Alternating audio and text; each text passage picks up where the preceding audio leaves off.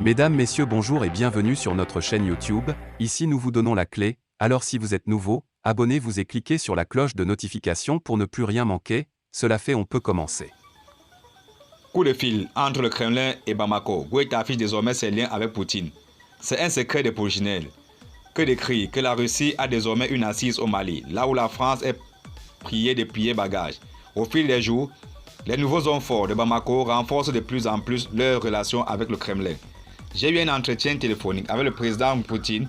Nous avons évoqué l'appui de la Fédération de Russie à la transition politique malienne et j'ai salué la qualité de notre partenariat respectueux de la souveraineté du Mali et des aspirations de sa population, relève l'actuel chef d'État Assimi Goïta ce mercredi 10 août 2022 via son compte Twitter. Sa sortie publique pour informer l'opinion du contact téléphonique direct qu'il vient d'avoir avec Vladimir Poutine intervient au moment où le président ukrainien recherche le soutien des pays africains à travers l'Union africaine. En annonçant lui-même officiellement cet entretien, Assimi Goïta envoie non seulement un message à son organisation régionale, mais aussi à la France et ses alliés africains au pouvoir de son choix dans l'opposition russe face à l'Ukraine, soutenue par l'Union européenne et les États-Unis. Il faut noter que, suite à cette même coopération russe-Mali, la jeune militaire au pouvoir à Bamako a pu obtenir du Kremlin des avions de combat. Assimi Goïta a remercié M. Vladimir Poutine pour le soutien multiforme apporté par la partie russe.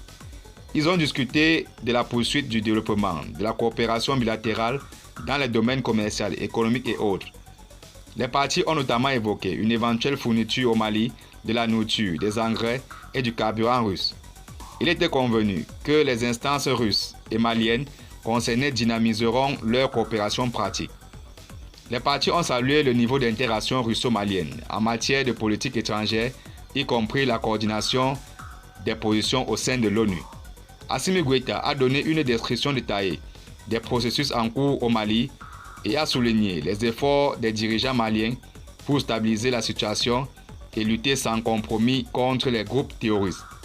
Vladimir Poutine a exprimé son espoir que le sommet russe-Afrique, prévu à Saint-Pétersbourg en 2023, contribuera à renforcer les relations traditionnellement amicales de notre pays avec tous les États du continent africain.